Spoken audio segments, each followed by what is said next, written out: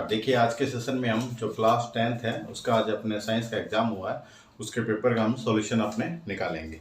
तो देखिए हम फर्स्ट जो क्वेश्चन है उससे हम स्टार्ट करते हैं। तो फर्स्ट क्वेश्चन आपका गिवन है, coefficient of Fe in balance equation of the above reaction will be.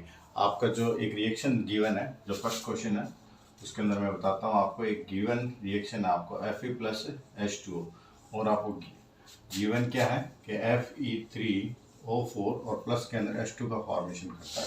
तो ये कह रहा है उपरोक्त अभिक्रिया के संतुलित समीकरण में Fe का गुणांक या कोएफिशिएंट फाइंड आउट कीजिए। यानी कि इस रिएक्शन को आपको क्या करना है, बैलेंस करना है, और इस रिएक्शन के अंदर जो ये अपने रिएक्टेंट या क्रियाकारक साइड के अंदर जो Fe है उसका कोएफिशिएंट या गुणांक क्या होगा। तो देखिए आप इस रिएक्शन के अंदर Fe यहाँ पर कितना है, 3 है। तो फर्स्ट ऑफ ऑल यहाँ हमने 3 लिखा। यहाँ ऑक्सीजन 4 है तो हम यहाँ 4 लिखते हैं। यहाँ 4 लिखने से हाइड्रोजन कितने हो गए आपके, 8 हो गए। तो हम इधर भी क्या लिख देते हैं, 4 लिख देते हैं। तो इस रिएक्शन के अंदर जो Fe का अपने कोएफिशिएंट या जो गुणांक होगा वो क्या होगा आपका, 3 हो जाएगा। और 3 ही अपने इसका आंसर है, जो आंसर नंबर जो अपने ऑप्शन नंबर 3 के अंदर आपको गिवन है। देखिए सेकंड क्वेश्चन आपको, an acid present in the curd is. तो दही के अंदर अपने कौन सा एसिड होता है, ये आपका क्वेश्चन है। तो आपके ऑप्शन दिए हुए हैं, उसके अंदर एक ऑप्शन है आपका लैक्टिक एसिड, तो लैक्टिक एसिड इसका आंसर क्या हो जाएगा। अदर ऑप्शन दिए हैं आपके ऑक्जेलिक एसिड, तो ऑक्जेलिक एसिड किसके अंदर प्रेजेंट होता है आपका, ऑक्जेलिक एसिड आपका होता है टोमेटो के अंदर। सेकंड है आपका टार्टरिक एसिड, जो आपका किस में होता है, इमली या फिर टेमरिंड के अंदर होता है। और थर्ड ऑप्शन आपका दिया है मेथेनोइक एसिड, जो आपका होता है चींटी के अंदर, नेटल के जो प्लांट होता है उसके अंदर होता है, या फिर अपने हमने देखा है कि जो मधुमक्खी होती है, बीज होती है, उनके डंक में भी क्या होता है आपका मीथेनोइक एसिड होता है। तो हमारा जो यहाँ पर है क्वेश्चन वो ये है कि कर्ड के अंदर आपका कौन सा एसिड होता है। तो कर्ड के अंदर जो एसिड होता है वो आपका कौन सा होता है, लैक्टिक एसिड होता है। ठीक है, और अगर इसका फॉर्मूला देखा जाए तो क्या होता है, CH3CH, इसके साथ एक OH अटैच होता है, और साथ में क्या लगा होता है, COOH। ये लैक्टिक एसिड का फॉर्मूला हो गया। थर्ड क्वेश्चन आपका है, उष्मा का सबसे अच्छा चालक क्या था, best conductor of the heat is. तो आपका बेस्ट कंडक्टर ऑफ हीट है वो इस क्वेश्चन के अंदर आपको पूछा है। तो इसके अंदर जो ऑप्शन दिए हैं आपके, थर्ड क्वेश्चन जो है ना, इसके अंदर जो ऑप्शन दिए हैं आपके वो दिए हैं कॉपर, लेड यानी कि सीसा, मरकरी और जिंक। तो इसके अंदर इन चारों ऑप्शन के अंदर जो सबसे अच्छा जो उष्मा का चालक है वो आपका क्या हो जाएगा, कॉपर हो जाएगा। ठीक है, मरकरी जो होती है वो कुचालक है, लेड भी एक तरह से कुचालक ही है, जिंक अपने चालक तो है, लेकिन जिंक के कंपैरिजन में, जिंक के साथ कंपैरिजन किया जाए तो कॉपर जो होता है वो गुड कंडक्टर होगा, और ये जो है ये आपका क्या होगा, लीस्ट कंडक्टर होगा। ठीक है, तो हम इस क्वेश्चन का हमारा जो आंसर होगा वो क्या हो जाएगा आपका, कॉपर हो जाएगा, तांबा जिसे हम कहते हैं। देन आपका फोर्थ नंबर क्वेश्चन है, कीटोन के अंदर उपस्थित क्रियात्मक समूह कौन सा, the functional group present in the ketone. तो आपको 4 ऑप्शन दिए हुए हैं। 4 ऑप्शन के अंदर जैसे फर्स्ट आपका दिया हुआ है OH, ठीक है, सेकंड आपका दिया है CO, और थर्ड ऑप्शन जो आपको दिया हुआ है वो दिया हुआ है CHO, और फोर्थ ऑप्शन जो दिया हुआ है आपको वो दिया हुआ है COOH। तो इसका आंसर क्या हो जाएगा आपका, कीटोन का जो अपने फंक्शनल ग्रुप होता है, कीटोन एक फंक्शनल ग्रुप है, और इसको जो हम शो करते हैं वो किससे करते हैं, CO से शो करते हैं। तो OH क्या होता है, OH आपका क्या होता है, अल्कोहल फंक्शनल ग्रुप होता है। ठीक है, CHO क्या होता है आपका, एल्डिहाइड होता है, और COOH कौन सा होता है आपका, कार्बोक्सिलिक एसिड। तो कीटोन जो होता है उसको हम किससे शो करते हैं, CO से शो करते हैं। और ये भी हमें पता है कीटोन और एल्डिहाइड इन दोनों को एक साथ हम कौन क्या कहते हैं, कार्बोनाइल ग्रुप कहते हैं, कार्बोनिल ग्रुप कहा जाता है। देन देखिए आपका फिफ्थ नंबर क्वेश्चन आपको दिया हुआ है, the heart in human beings is part of the system for. मानव में हृदय एक तंत्र का भाग है जो कि संबंधित है। तो हृदय जो है अपने वो कहने तो इस क्वेश्चन के अंदर हृदय जो है वो किससे रिलेटेड है। ठीक है, तो इसके अंदर आपके ऑप्शन दिया, फर्स्ट ऑप्शन दिया हुआ न्यूट्रिशन। ठीक है, न्यूट्रिशन से रिलेटेड आपका कौन होता है, न्यूट्रिशन से रिलेटेड तो आपका क्या है, डाइजेस्टिव सिस्टम है आपका। ठीक है, सेकंड आपका एक्सक्रीटरी सिस्टम या फिर उत्सर्जन, तो इससे रिलेटेड तो आपका क्या होता है, किडनी होती है। थर्ड आपका श्वसन से रिलेटेड आपका क्या होता है, फेफड़े वगैरह होते हैं। ठीक है, और फोर्थ है आपका सर्कुलेशन या फिर परिसंचरण। तो हमारा जो इसके अंदर जो ऑप्शन हो जाएगा आपका, जो हार्ट है वो किससे अपने रिलेटेड है, तो सर्कुलेशन से रिलेटेड है। ठीक है, हार्ट जो होता है वो ब्लड को क्या करता है, हार्ट जो है वो ब्लड को क्या करता है, पंप करता है। और पंप करने से जो ब्लड है वो हमारे जो वेंस होती है, ठीक है ना, उनके अंदर क्या होता है, पंप होता है, पूरे बॉडी के अंदर क्या करता है, मूव करता है। तो हार्ट जो है वो सर्कुलेशन या फिर परिसंचरण से क्या होता है, संबंधित होता है। नेक्स्ट क्वेश्चन है आपका, पर्ण में छिद्रों के खुलने और बंद होने का कार्य किसके द्वारा होता है? Who does the work of opening and closing of pore in leaf? जो पत्तियां होती है पौधे के अंदर, उसके अंदर जो छोटे छोटे पोर होते हैं, जिसे हम क्या कहते हैं अपने स्टोमेटा या फिर रंध्र बोल देते हैं, तो उनके खुलने और बंद होने की क्रिया किसके द्वारा होती है?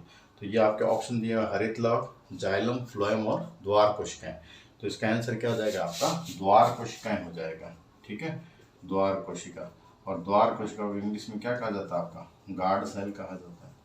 ठीक है, आपने देखा होगा इस तरह से आपके जो ये रंध्र होते हैं कुछ इस तरह से इसकी स्ट्रक्चर होती है।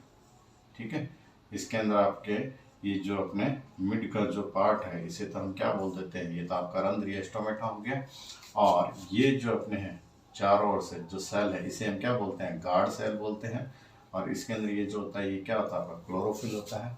ठीक है, तो इसका आंसर हमारा जो होगा वो क्या हो जाएगा आपका, द्वार कोशिका हो जाएगा। देन आपको दिया हुआ है कौन सी अंतःस्रावी ग्रंथि सभी अंगों के अंदर, सभी अंगों में वृद्धि को प्रेरित करती है? Which endocrine gland stimulates growth in all organ? तो इसका आंसर आपका क्या हो जाएगा, पिट्यूटरी ग्लैंड। ठीक है, आपके जो चार ऑप्शन दिए हुए हैं उसके अंदर एक ऑप्शन आपका पिट्यूटरी ग्लैंड है, जिसे हम हिंदी में क्या कहते हैं, पीयूष ग्रंथि कहते हैं। तो हमारे बॉडी के अंदर जो भी ऑर्गन है उनको ग्रोथ करने के लिए कौन अपने स्टिमुलेट्स करती है, तो वो आपकी है पीयूष ग्रंथि या फिर पिट्यूटरी ग्लैंड। सेकंड, देन आपका नेक्स्ट क्वेश्चन है, जब पुष्प में पुंकेसर और स्त्रीकेसर दोनों होते हैं तो ऐसे पुष्प को हम क्या कहते हैं? Flower cold when the flower contains both स्टेमन and pistil. तो देखिए आपका कोई भी फ्लावर हो जिसके अंदर स्टेमन और पिस्टिल यानी कि स्त्रीकेसर पुंकेसर दोनों हो, तो वो आपको क्या हो जाएंगे, तो वो आपके हो जाएंगे उभयलिंगी, उभयलिंगी पुष्प। ठीक है, जिसे हम क्या कहते हैं अपने बाइसेक्सुअल फ्लावर। तो कोई भी ऐसा पुष्प हो, तो कुछ ऐसे पुष्प या फूल होते हैं जिनके अंदर केवल क्या होता है आपका अपने नर वाला पार्ट होता है, या फिर कोई ऐसे होते हैं जिनमें मादा वाला हो, जिनके अंदर दोनों हो उसे हम बाइसेक्सुअल या फिर उभयलिंगी पुष्प कहते हैं। देन आपका है, पुरुष के अंदर लिंग गुणसूत्र कौन से होते हैं? Man have sex chromosome. तो आपको पता ही है जो मेल होता है उसके अंदर जो मेल हो या फीमेल हो, इन दोनों के अंदर जो टोटल आपके जो क्रोमोसोम होते हैं, नंबर ऑफ क्रोमोसोम वो कितने होते हैं आपके दोनों के अंदर? 46 होते हैं। लेकिन मेल के अंदर जो होते हैं वो क्या होते हैं, 44 प्लस एक्स एंड वाई। जबकि जो फीमेल होती है उसके अंदर क्या होता है, 44 प्लस एक्स एंड एक्स। तो इसके अंदर पूछा गया आपको, तो मेल के अंदर कौन सा क्रोमोसोम होता है? तो एक्स वाई। और ये जो 44 जो क्रोमोसोम होते हैं, ठीक है, ये दोनों ही मेल और फीमेल में क्या होता है, सेम होते हैं। तो हमारा यहाँ पे जो आंसर हो जाएगा वो क्या हो जाएगा, एक्स वाई हो जाएगा, जो इसके अंदर सेकंड ऑप्शन है। देन 10th नंबर क्वेश्चन है आपका, एक व्यक्ति समतल दर्पण से 3 मीटर की दूरी पर खड़ा है, तो व्यक्ति और उसके प्रतिबिंब के बीच की दूरी कितनी होगी? A man is standing 3 metres away from a plane mirror. ठीक है, कोई प्लेन मिरर दिया हुआ आपको, समतल दर्पण दिया हुआ है। ठीक है, ये समतल दर्पण रहा, ये कह रहा है कि इस समतल दर्पण या प्लेन मिरर से कोई भी अपने व्यक्ति या कोई ऑब्जेक्ट है जो आपकी कितनी डिस्टेंस के ऊपर है, 3 मीटर की डिस्टेंस के ऊपर है। देन अगर the distance between the man and its image in metres will B.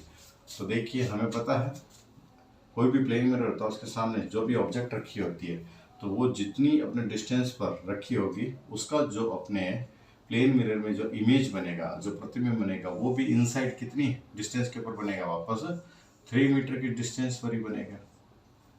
ठीक है, तो हमें ये पता है प्लेन मिरर से जब कोई अपनी इमेज बनती है तो उसकी जो भी ऑब्जेक्ट जो सामने रखी हुई है उसकी डिस्टेंस और जो उसके अंदर अपने इमेज बनेगी उसकी डिस्टेंस क्या होती है, हमेशा इक्वल होती है। हमारे यहाँ पर जो क्वेश्चन है वो ये है कि ये जो ऑब्जेक्ट है यानी कि ये जो व्यक्ति है जो अपने प्लेन मिरर के सामने खड़ा है और उसकी जो इमेज बनी, इनके बीच की डिस्टेंस कितनी होगी? तो इसका आंसर आपका क्या हो जाएगा, 6 मीटर। 3 मीटर तो इधर और 3 मीटर जो इनसाइड अपने इसका अपने इमेज बना है, तो टोटल ऐड कर देंगे तो आंसर क्या आ जाएगा आपका 6 मीटर, जो इसका कौन सा ऑप्शन है, बी ऑप्शन है। ठीक है, देन आपका नेक्स्ट क्वेश्चन है, प्रकाश अपवर्तन की घटना में यदि साइन आई इक्वल टू ए दे रखा है और साइन आर इक्वल टू आपको बी दे रखा है, तो ये कह रहा है अपवर्तनांक का जो मान है वो क्या होगा।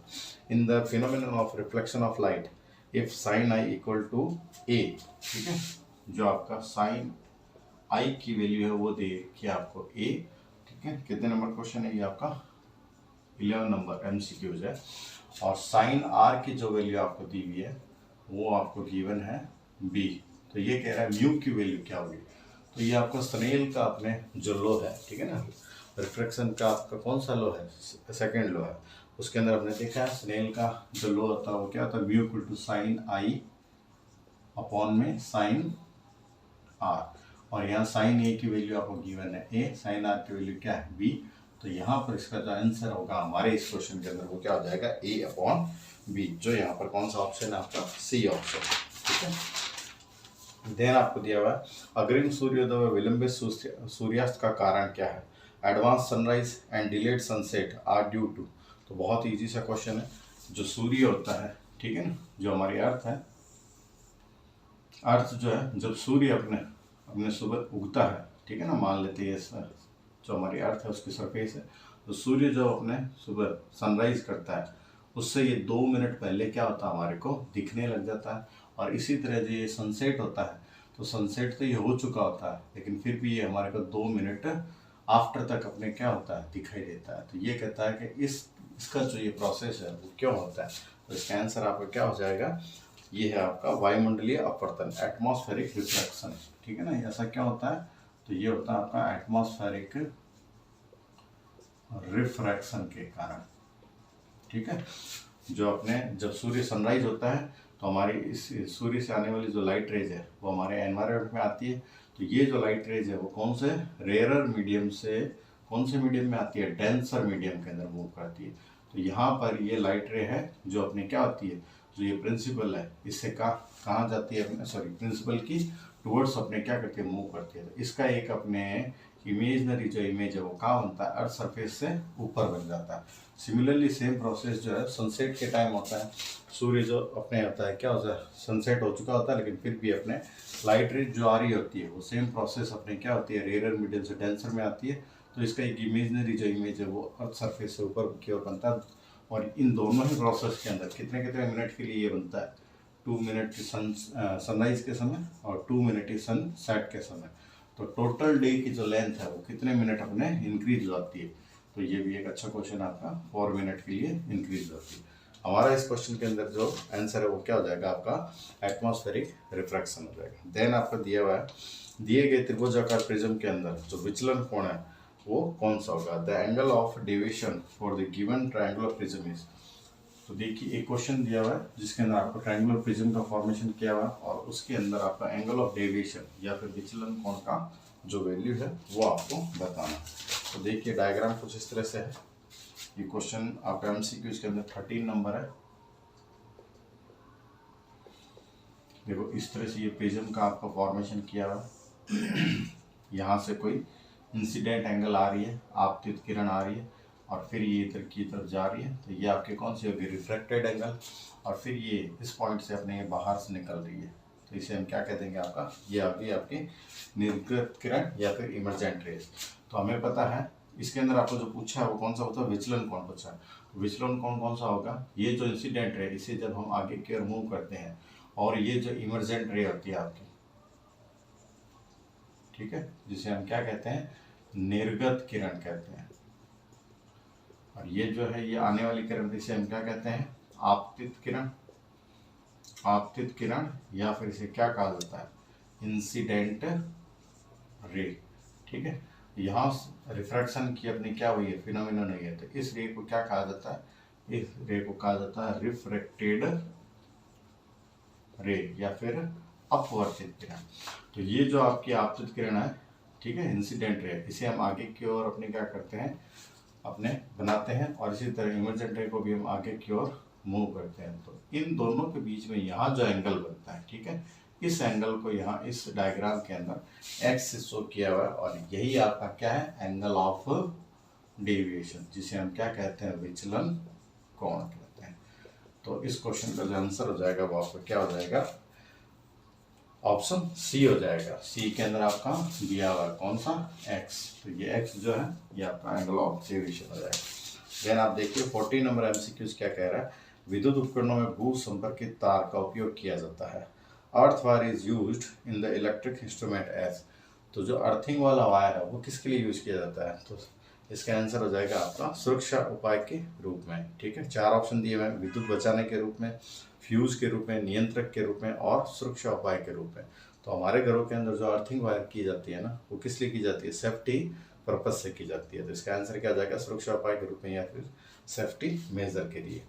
देन 15 नंबर आपका एमसीक्यूज है, धारावाही चालक के लिए दक्षिण हस्त अंगुष्ठ नियम में अंगूठा क्या दर्शाता है। ठीक है ना, राइट हैंड थंब रूल है, उसके अंदर जो राइट हैंड थंब रूल जो होता है उसके अंदर जो आपका थंब है वो किसको शो करता है, तो हमें पता है राइट हैंड थंब रूल के अंदर कोई वायर है, उस वायर के अंदर जिस भी, मान लेते हैं इस वायर के अंदर ये कोई स्ट्रेट वायर है जिसके अंदर जो करंट है वो ऊपर की ओर फ्लो हो रहा है। ठीक है, तो हमें पता है राइट हैंड थंब रूल क्या कहता है, जिस साइड में करंट फ्लो हो रहा हो उस साइड के अंदर हम क्या करते हैं, राइट हैंड के अंगूठे को रख देते हैं। मान लेते हैं ये हमने कुछ अंगूठा इस तरह से रख दिए, और ये जो आपकी मुड़ी हुई अंगुलियां होती है, ठीक है ना, ये मुड़ी हुई अंगुलियां आपको किसको शो करती है, ये अंगुलियां शो करती है आपके चुंबकीय क्षेत्र को, यानी कि मैग्नेटिक फील्ड। ठीक है, तो हमारा इस क्वेश्चन के अंदर जो है पूछा गया है कि अंगूठा किसको अपने शो करता है, तो अंगूठा अपने किसको बताता है, धारा की दिशा, धारा की दिशा को बताता है, डायरेक्शन ऑफ फ्लोइंग करंट या फिर करंट। यहाँ जो 4 ऑप्शन आपको दिए हुए हैं वो दिए हुए हैं चुंबकीय क्षेत्र की दिशा को, तो चुंबकीय क्षेत्र की यहाँ पे दिशा ही नहीं होती। विद्युत धारा की दिशा, बिल्कुल विद्युत धारा की दिशा, पृथ्वी के चुंबकीय क्षेत्र की दिशा, और इनमें से कोई नहीं था। हमारे यहाँ पे जो ऑप्शन हो जाएगा वो क्या हो जाएगा, आपका सी हो जाएगा। सी में आपको क्या दिया हुआ है, विद्युत धारा की दिशा, बिल्कुल अंगूठा जो होता है वो विद्युत धारा की दिशा को बताता है। देन आपको दिया हुआ सेकेंड नंबर क्वेश्चन जो है उसके अंदर आपके फिल इन द ब्लैंक्स दिए हुए हैं। तो देखिए फिल इन द ब्लैंक्स के अंदर सेकंड नंबर क्वेश्चन के अंदर भी आपका जो फर्स्ट है वो दिया हुआ है, लेड नाइट्रेट के ऊष्मीय अपघटन से प्राप्त नाइट्रोजन गैस युक्त गैस का नाम, नाइट्रोजन युक्त गैस का नाम, name of the nitrogen containing gas obtain by the thermal decomposition of lead nitrate. तो पहले तो हमें पता होना चाहिए, ये सेकंड नंबर क्वेश्चन का आपने ये है, फर्स्ट है क्या कह रहा है, अगर हम लेड नाइट्रेट का, ठीक है, अगर हम लेड नाइट्रेट का थर्मल डिकम्पोजिशन करते हैं तो थर्मल डिकम्पोजिशन की रिएक्शन क्या होती है आपकी, अगर हम लेड नाइट्रेट का थर्मल डिकम्पोजिशन करेंगे तो एक तो क्या बनेगा लेड ऑक्साइड, साथ के अंदर एक गैस बनती है कौन सी, नाइट्रोजन डाइऑक्साइड, और साथ में क्या बनता है आपका ऑक्सीजन बनता है। तो इसको जब बैलेंस करते हैं, ठीक है, तो यहाँ पे क्या लिखते हैं 2, यहाँ पे भी क्या आ जाएगा आपका 2, यहाँ क्या आ जाएगा आपका 4 आ जाएगा। तो यहाँ पर इसने पूछा है कि नाइट्रोजन से, ठीक है ना, अटैच कौन सी गैस होती है, नाइट्रोजन अटैच आपकी कौन सी गैस होती है, नाइट्रोजन डाइऑक्साइड, और हमें पता है इसका कलर कैसा होता है, ब्राउन गैस कलर्ड होती है, ठीक है, तो ये अपने ब्राउन कलर्ड गैस होती है आपकी। सेकंड आपको जो दिया हुआ फिल इन द ब्लैंक्स वो दिया हुआ आपका HCl के वियोजन से प्राप्त ऋणायन का रासायनिक सूत्र लिखिए।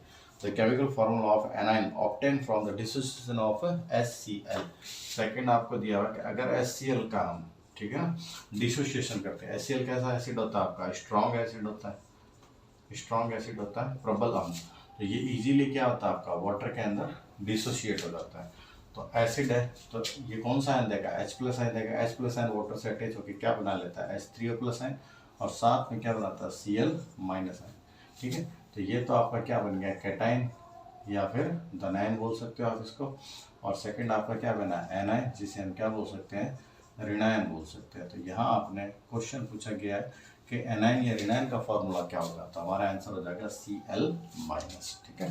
देन दिया हुआ C3H8 अणु के अंदर सहसंयोजी बंधों की संख्या क्या होगी, the number of the covalent bond present in the C3H8 molecule.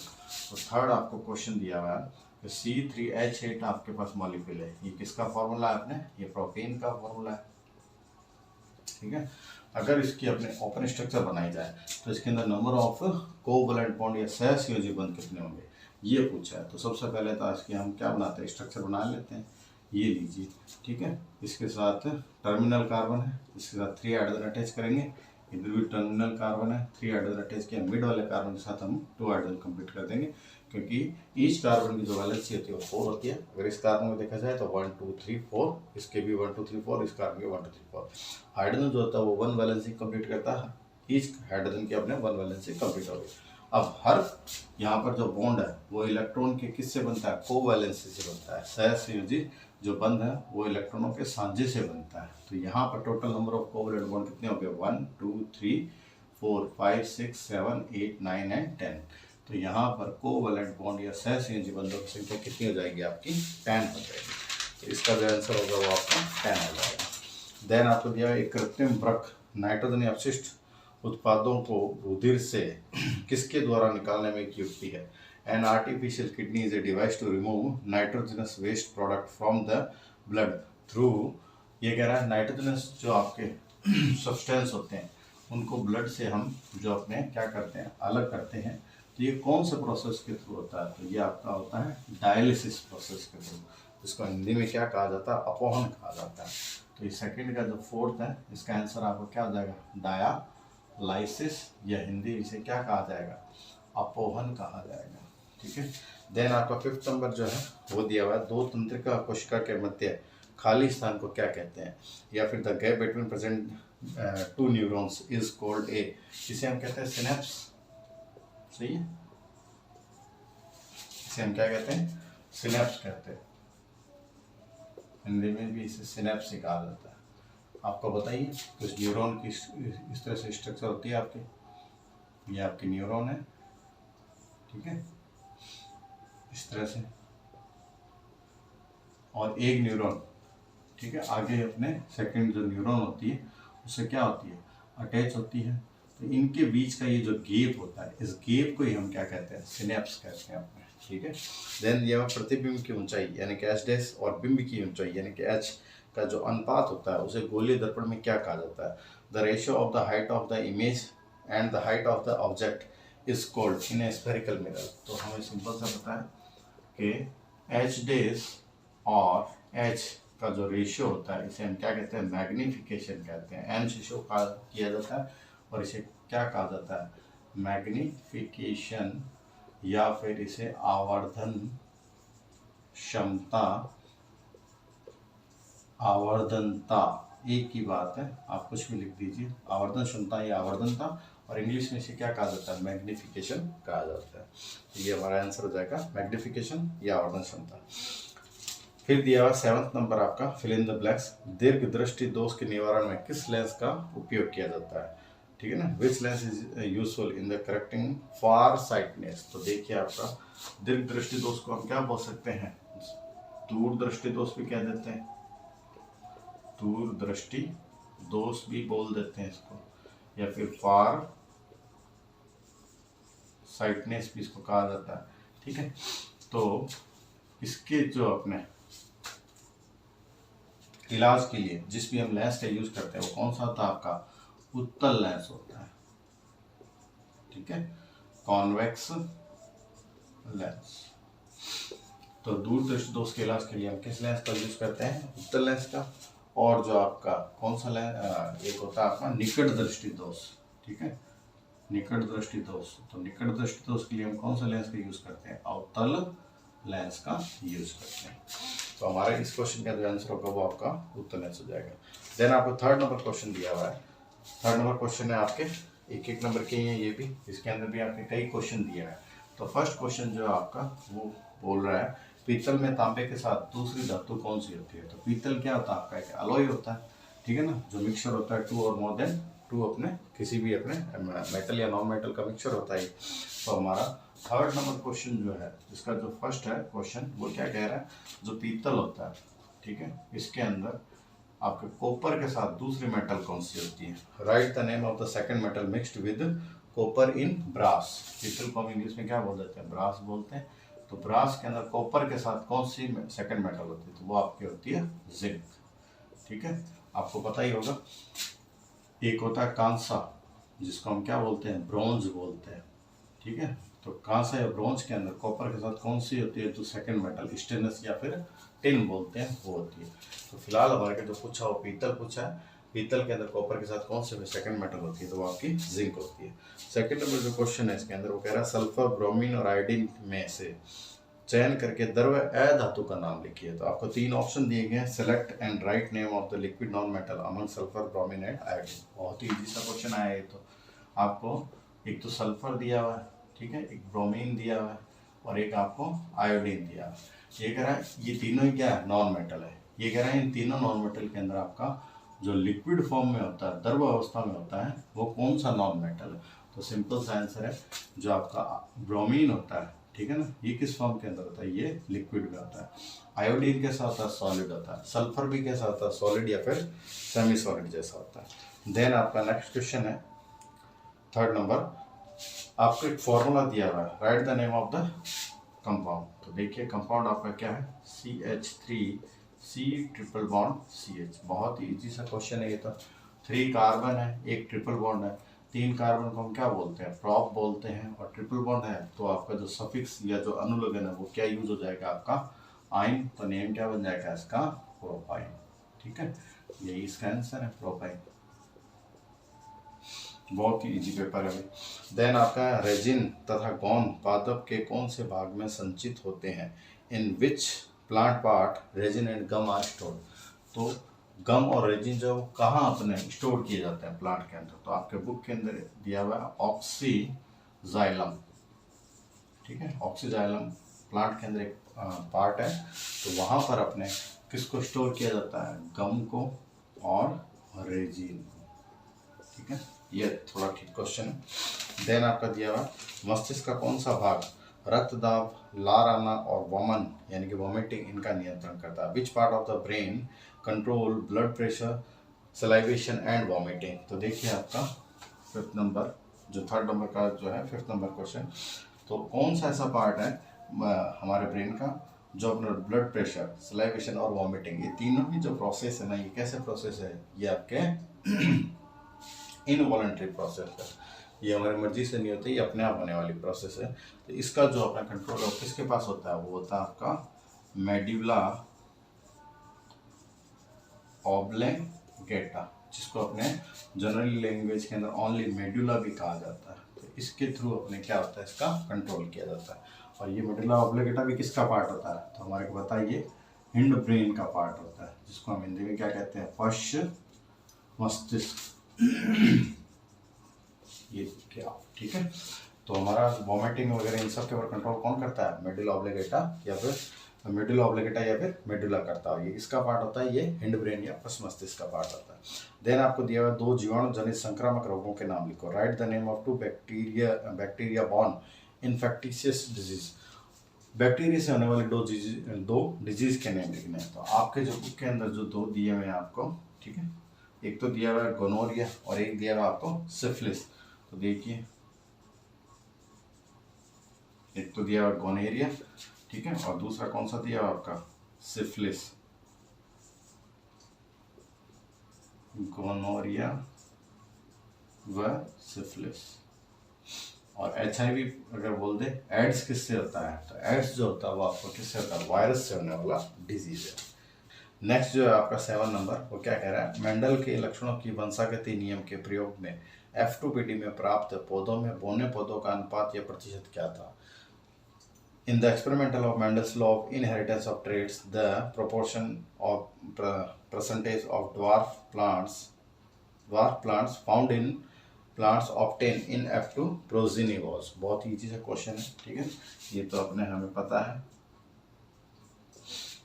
जो मोनोहाइब्रिड क्रॉस होता है, मोनोहाइब्रिड क्रॉस, जिसको हम क्या कहते हैं, एक संकर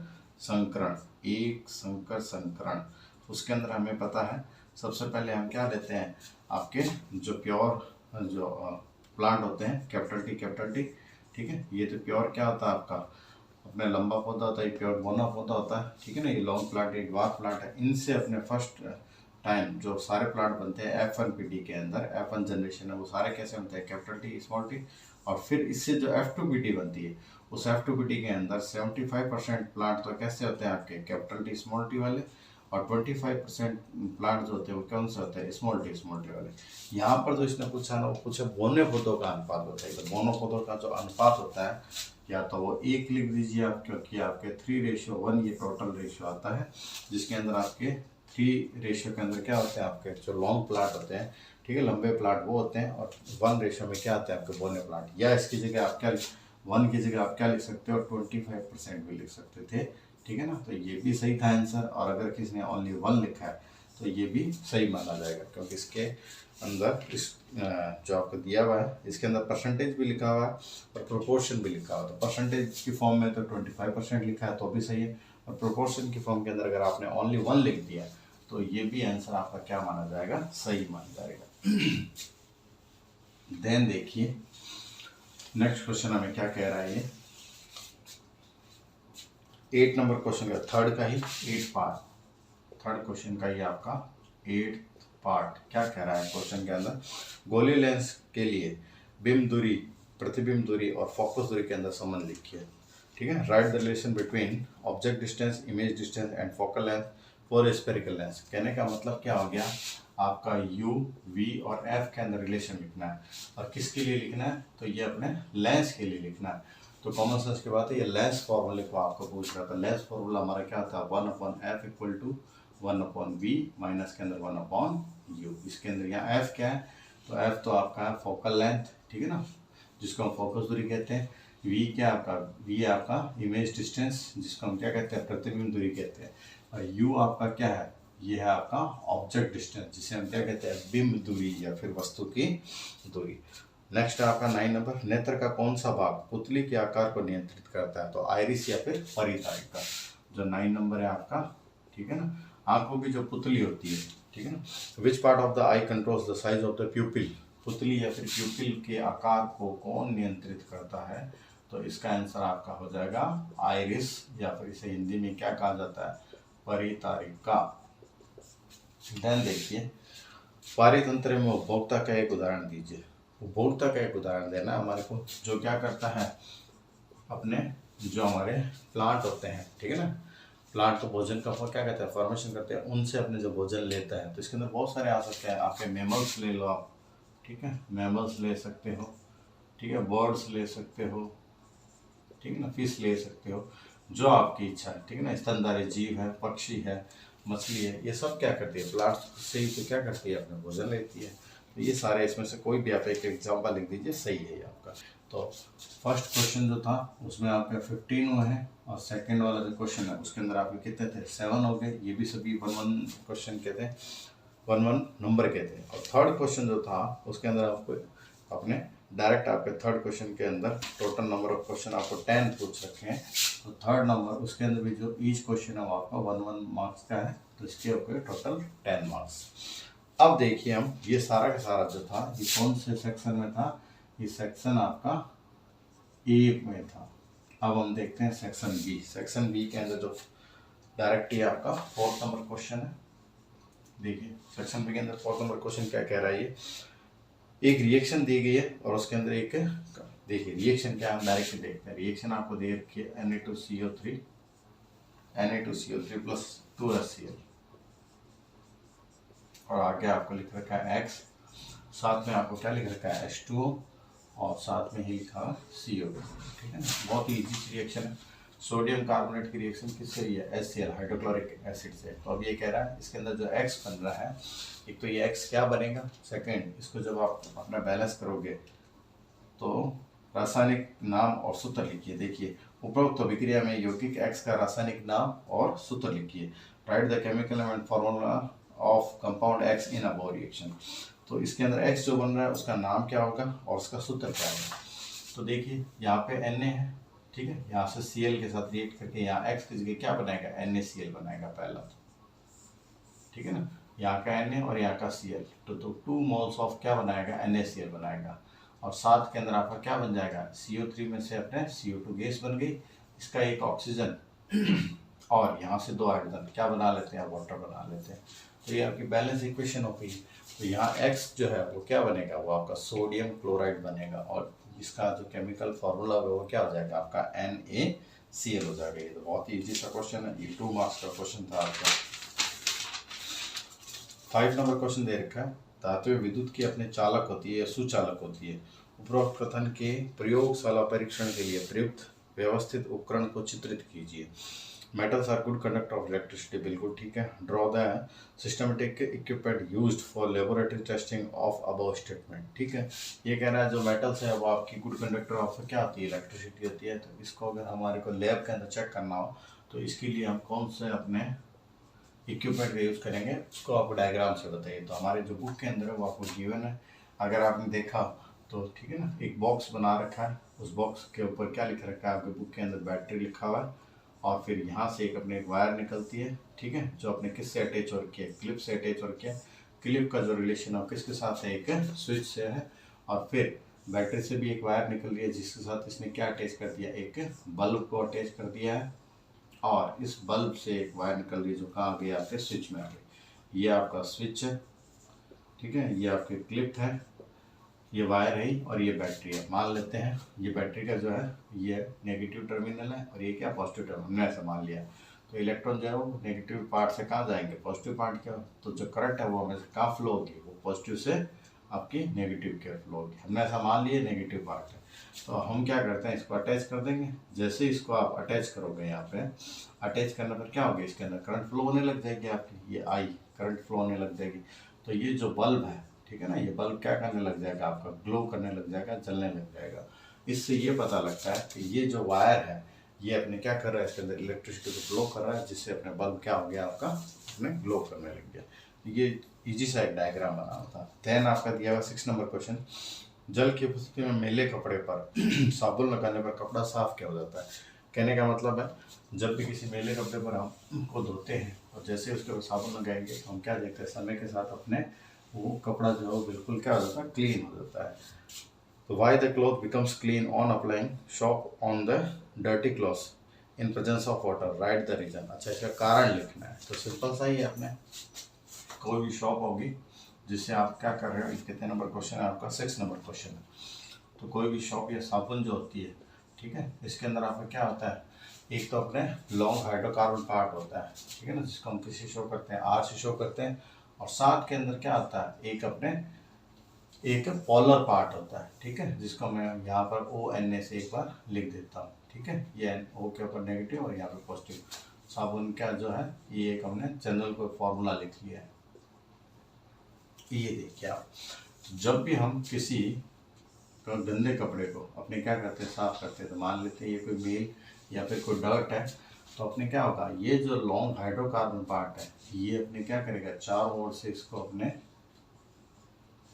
इसके और सराउंडिंग एरिया में आ जाएगा, चारों ओर से इसको क्या कर लेगा, घेर लेगा अपने। और इसके टर्मिनल पार्ट के ऊपर आपका कौन आ जाएगा, ये पोलर पार्ट आ जाएगा, ध्रुवीय भाग आ जाएगा। ये देखिए कुछ इस तरह से अपने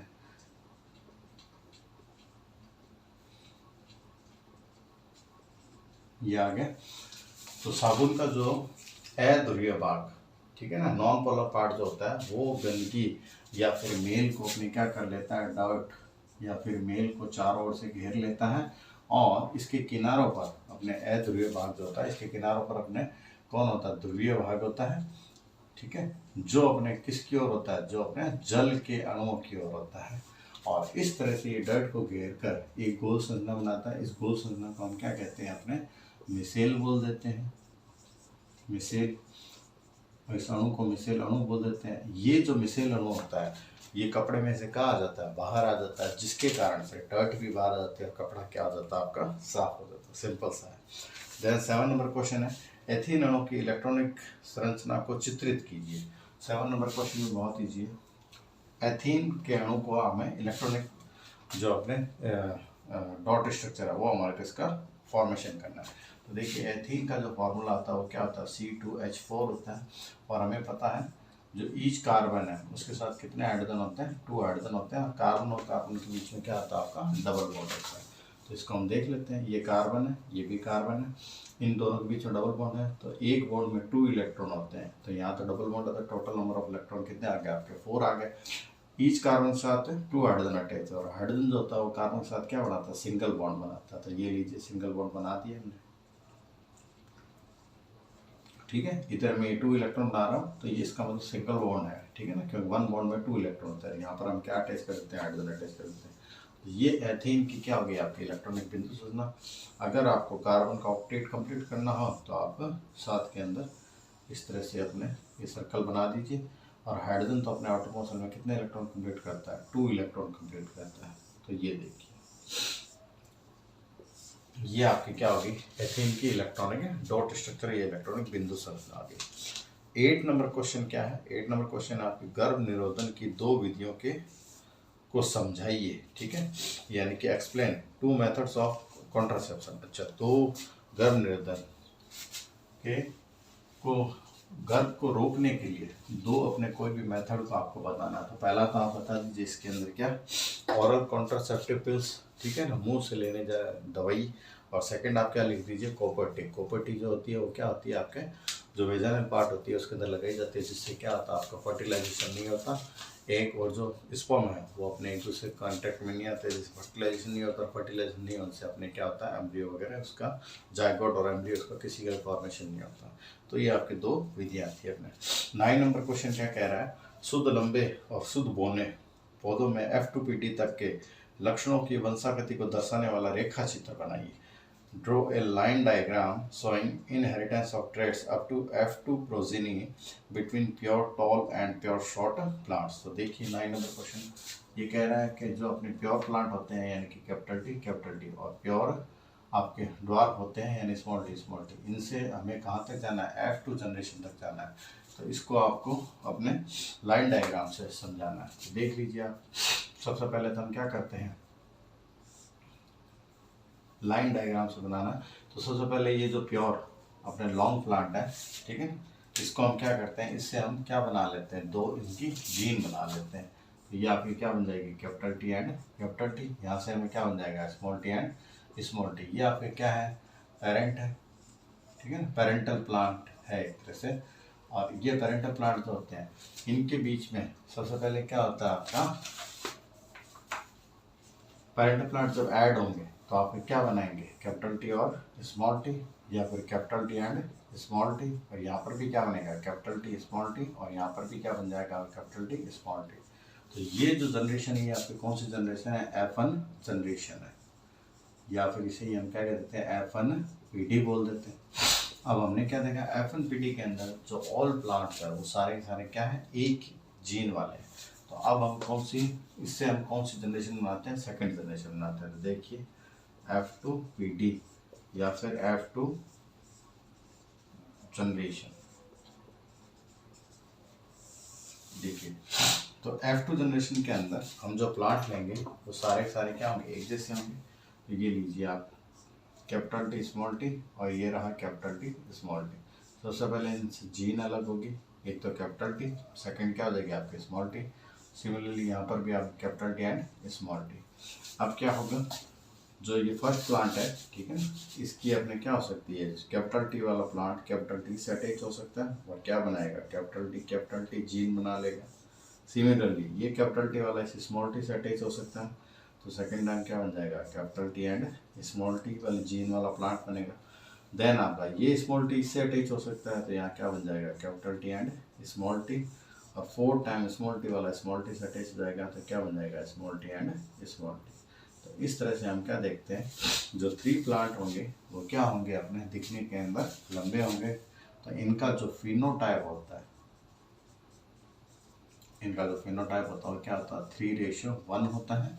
और आपका जो जीनोटाइप होता है, ठीक है ना, जीनोटाइप के इनके अंदर जीन जो है वो सारी किस तरह से होती है, तो लक्षण प्ररूप फिनोटाइप, और जीनोटाइप आपका होता है जीन प्ररूप अनुपात। तो वो क्या हो जाएगा, प्योर प्लांट आपका हो जाएगा, एक प्लांट है जो प्योर है लंबा, 2 ऐसे होंगे जो इम्प्योर है, तो 2, देन आपका 1 जो प्योर क्या है, ड्वार्फ करना। तो इस तरह से इनका जीनोटाइप रेशियो भी आ जाता है हमारे पास 1:2:1, फिनोटाइप रेशियो आता है 3:1, ठीक है। तो ये आपका रेखा चित्र था, ये 9 नंबर क्वेश्चन हो गया। फिर 10 नंबर क्वेश्चन क्या कह रहा है, एक 10 ओम प्रतिरोधक में 3 एम्पियर धारा 2 सेकंड तक प्रवाहित की जाती है तो कुंडली में उत्पन्न ऊष्मा का मान ज्ञात कीजिए। तो क्या कह रहा है, इन ए कंडक्टर, ठीक है, in a conductor 3 ampere current is pass through a 10 ohm resistor for 2 second. कोई कंडक्टर है जिसके अंदर हम क्या करते हैं, 3 एम्पियर करंट को पास करते हैं। तो देखिए 10 नंबर क्वेश्चन, सबसे पहले हम क्या लिखेंगे, इसके अंदर हमारे को गिवन क्या क्या है। तो आपका एक तो करंट दिया हुआ है 3 एम्पियर, ठीक है, और आपका रेजिस्टेंस दिया हुआ है कितना, 10 ओम, तो आर की वैल्यू होगी 10 ओम, और टाइम दिया हुआ है कितने सेकंड के लिए, 2 सेकंड के लिए, और आपको पूछा क्या है कि इस कंडक्टर में कितनी हीट जनरेट होगी। तो बहुत ही सिंपल सा क्वेश्चन है, जूल के अपने क्या है, थर्मल जो आपका लो, उससे ये क्वेश्चन आया। तो वी नो दैट, हम जानते हैं, हम क्या जानते हैं, एच इक्वल टू क्या होता है आपका आई स्क्वायर आर टी होता है। आई की वैल्यू आपको दी हुई कितनी, 3, ठीक है ना, 3 का स्क्वायर करना है, ये लीजिए 3 का स्क्वायर इंटू आर की वैल्यू क्या हो जाएगी 10, और टी की जगह क्या लिखेंगे हम 2, तो ये क्या हो जाएगा 9 इंटू 20, यानी कि क्या आ जाएगा 180, और ये अपने हीट है तो हीट का अपने यूनिट क्या आ जाएगा जूल। तो इसका जो आंसर है वो क्या हो जाएगा आपका 180 जूल हो जाएगा, ठीक है। देन आप 11 नंबर क्वेश्चन है, 11 नंबर क्वेश्चन में क्या कह रहा है, आपको कोई ए और बी कोई डायग्राम दे रखा है और इसके अंदर ए और बी के मध्य तुल्य प्रतिरोध ज्ञात करना। Find the equivalent resistance between the point A and be in the following current diagram. तो देखिए सबसे पहले हम देखते हैं 11 नंबर क्वेश्चन जो है उसके अंदर आपका डायग्राम क्या है। तो डायग्राम कुछ इस तरह से गिवन है आपको,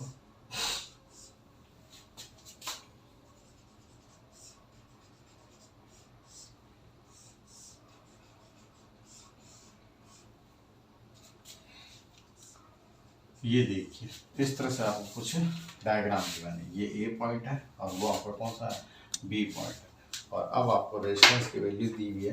तो यहाँ तो लिखा हुआ है 3 ओम, 3 ओम, यहाँ भी लिखा हुआ आपका 3 ओम, इसकी वैल्यू भी 3 ओम, और इसकी वैल्यू जो है वो 6 ओम गिवन है।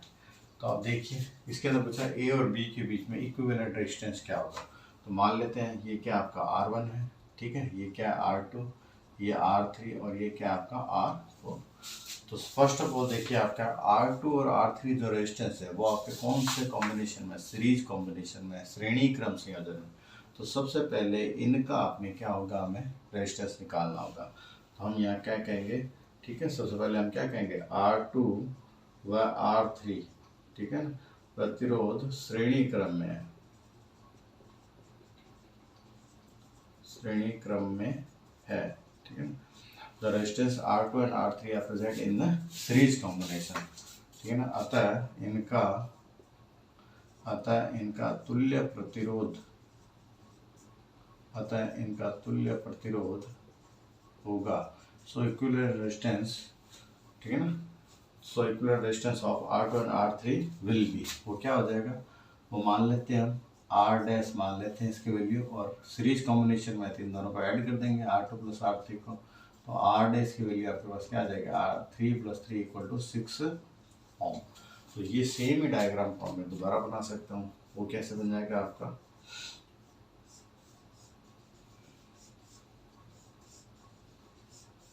कुछ इस तरह से, ये आपका अभी भी क्या है ए पॉइंट, ये क्या आपका बी पॉइंट, ठीक है ना, ये क्या इसकी वैल्यू क्या है 3 ओम, इसकी वैल्यू कितनी हो गई, इन दोनों का ऐड कर दिया तो 6 ओम, और इसकी वैल्यू पहले से कितनी है आपके 6 ओम।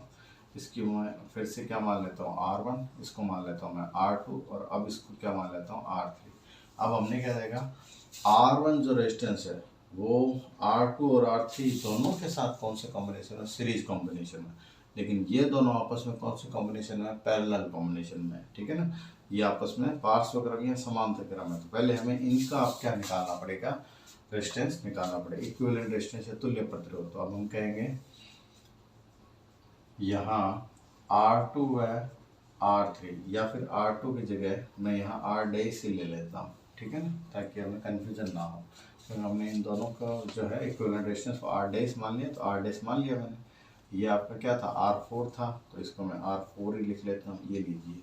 तो हम क्या कहेंगे, यहाँ R डैश व R4 प्रतिरोध समांतर क्रम में है, अतः इनका तुल्य प्रतिरोध निम्न होगा।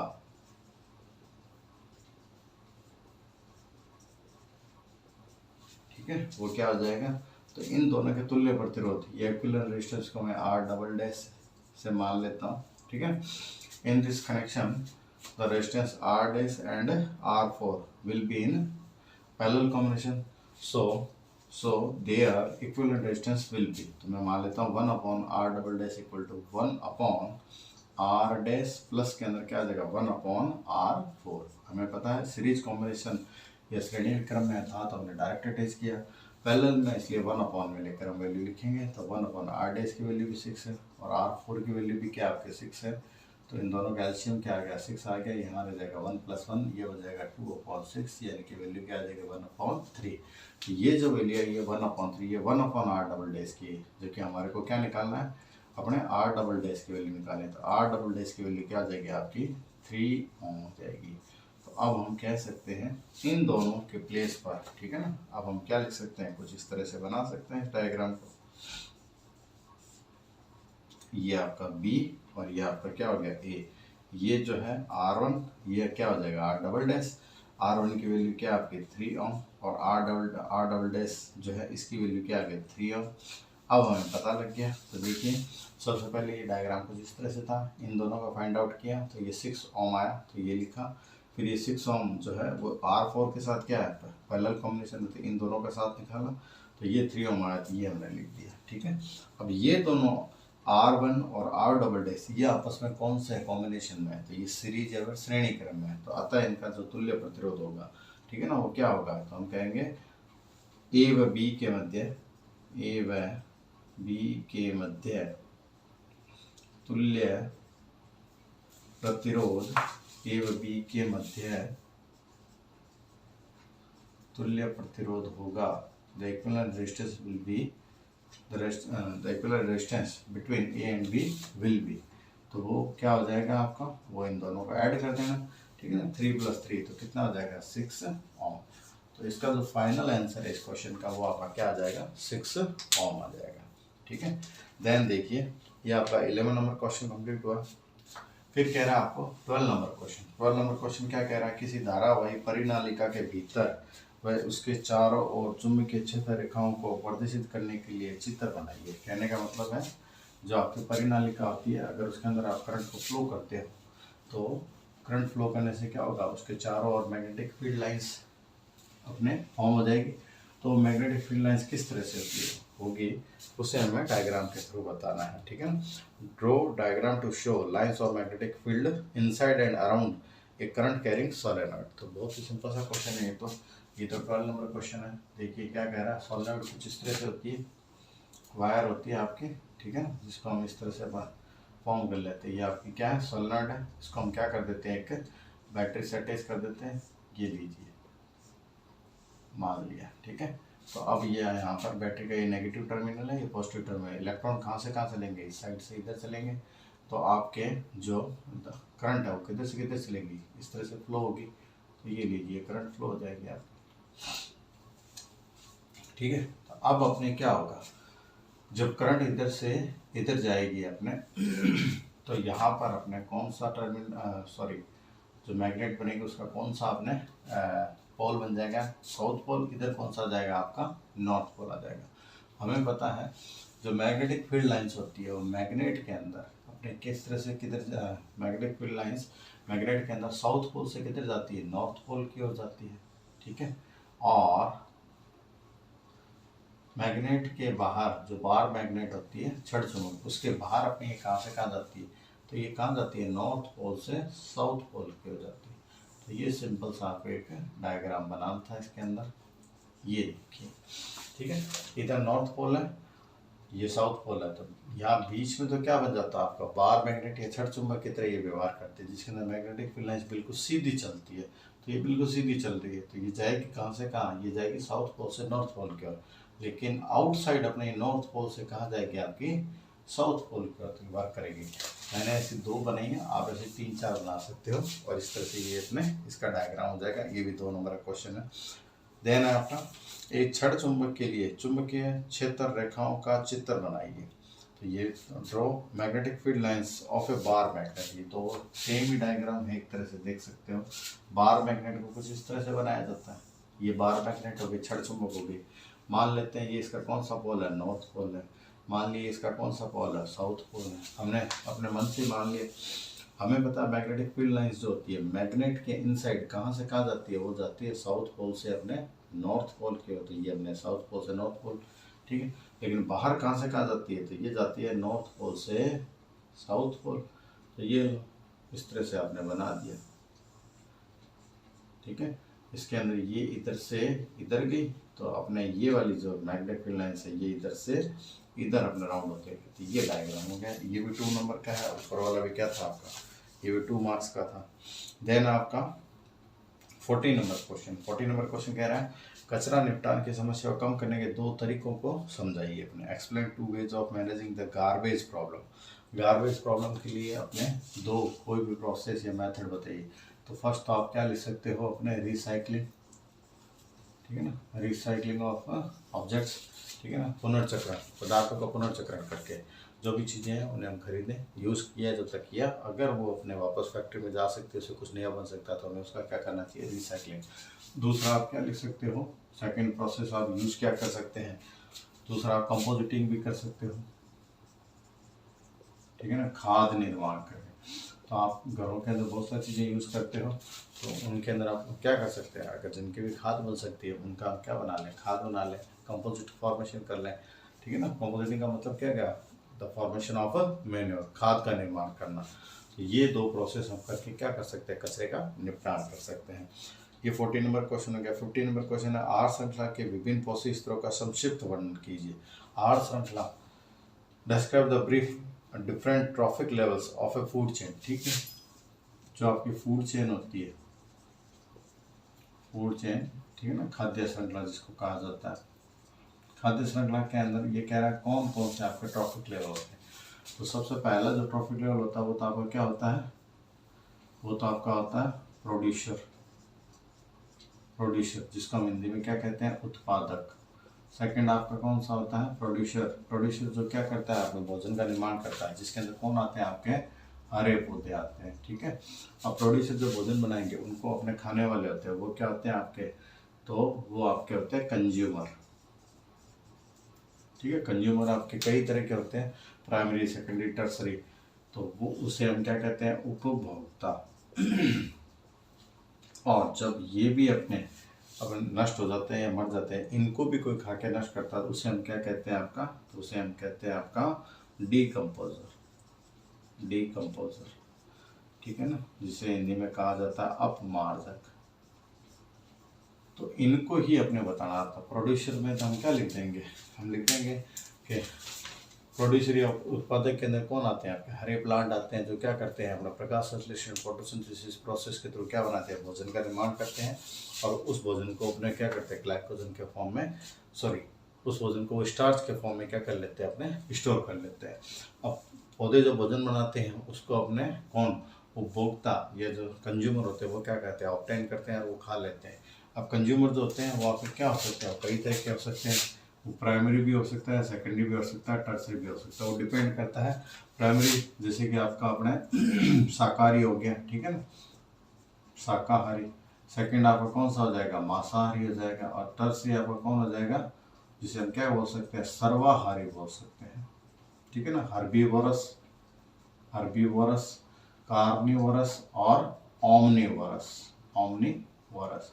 तो इस तरह से शाकाहारी जो होते हैं वो केवल क्या करते हैं, अपने वो अपने हरे पौधों को ही खाते हैं। मांसाहारी जो होते हैं वो केवल क्या खाते हैं, मांस को खाते हैं। और जो सर्वाहारी होते हैं वो पौधों को भी खाते हैं और दूसरे जीव को भी खाते हैं। तो ये आपके उपभोक्ता हो गए। लास्ट के अंदर जब ये नष्ट हो जाते हैं तो मिट्टी के अंदर आपके क्या होते हैं, सूक्ष्म जीव होते हैं, माइक्रोब्स होते हैं, वो क्या करते हैं, उनको अपने खाकर मिट्टी के अंदर नष्ट कर देते हैं और उनके अंदर जो भी अपने उपयोगी सब्सटेंस होते हैं, यूजफुल सब्सटेंस होते हैं, उनको मिट्टी में वापस मिला देते हैं। इसे हम क्या कहते हैं, डीकम्पोजर या फिर अपमार्जक करते हैं। और ये हमारे एनवायरनमेंट के अंदर क्या करते हैं हमें, ठीक है, क्लींजर का यूज, क्लींजर का अपने एक तरह से वर्क करते हैं, ठीक है, सफाई करने वाले जो होते हैं उनके लिए क्या करते हैं, वर्क करते हैं। तो ये आपका हो गया 15 नंबर क्वेश्चन। देन आपका सी पार्ट, सी पार्ट आपका है सी पार्ट 60 नंबर क्वेश्चन से स्टार्ट हो रहा है। 60 नंबर क्वेश्चन के अंदर जो देखिए 60 नंबर क्वेश्चन में आपके और करके हैं। पहले इसका हम फर्स्ट पार्ट लेते हैं। पहला इसके अंदर दिया हुआ है आपको, इसके अंदर ए और बी दो क्वेश्चन है। ए के अंदर आपका जो पहला क्वेश्चन है वो क्या कह रहा है, ये कह रहा है प्लास्टर ऑफ पेरिस का रासायनिक सूत्र लिखो, ठीक है ना। Chemical formula of POP, POP का जो केमिकल फार्मूला होता है वो क्या होता है आपका CaSO4 डॉट हाफ H2, ये आपका पीओपी का फॉर्मूला है। सेकेंड है जब जल मिलाना फिर पीओपी कठोर क्यों हो जाता है, ठीक है ना। उपयोग रासायनिक समीकरण देकर समझाइए। Why plaster of Paris becomes hard on mixing water, explain by giving suitable chemical equation. बहुत ईजी सा है।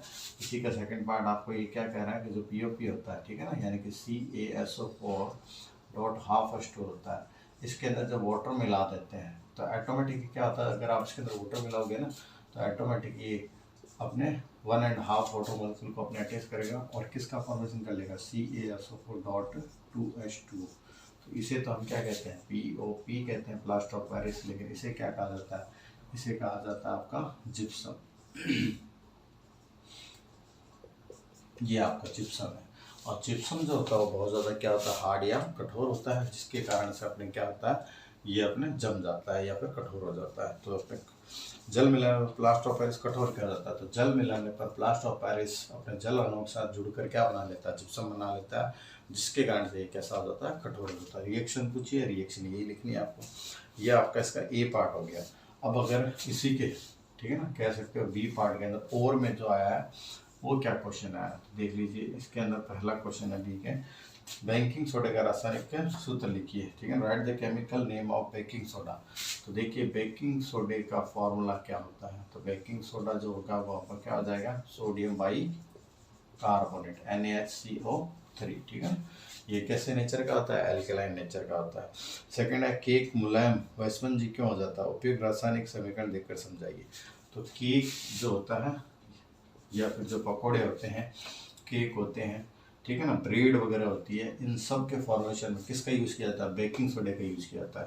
तो जब आप उसको बेकिंग सोडे को, ठीक है ना, केक जो आपकी बेकरी के जितने भी आइटम्स वगैरह हैं या ब्रेड वगैरह, इनके अंदर जब आप डालोगे और जब इसे आप क्या करोगे, गर्म करोगे। गर्म करने पर क्या होगा, इसके 2 मोल अपने रिएक्ट करेंगे और हीट होने पर ये Na2CO3 प्लस के अंदर वाटर और साथ में कौन सी गैस का फॉर्मेशन करते हैं, CO2 गैस का फॉर्मेशन करते हैं।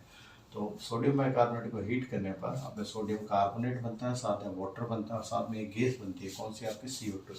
इस CO2 गैस के कारण अपने जो भी केक होती है, ठीक है, जो आपकी ब्रेड वगैरह होती है वो क्या हो जाती है, स्पंजी हो जाती है। ये कारण है इसका। तो ये आपका कितना नंबर क्वेश्चन हुआ, 16 नंबर क्वेश्चन कंप्लीट हुआ। 17 नंबर क्वेश्चन क्या कह रहा है, अनिच्छिक क्रिया मस्तिष्क के कौन से भाग से नियंत्रित होती है, एक उदाहरण देकर समझाइए। Which part of the brain controls the involuntary action, ये तो हमारे पहले ही आ चुका है 17 नंबर का।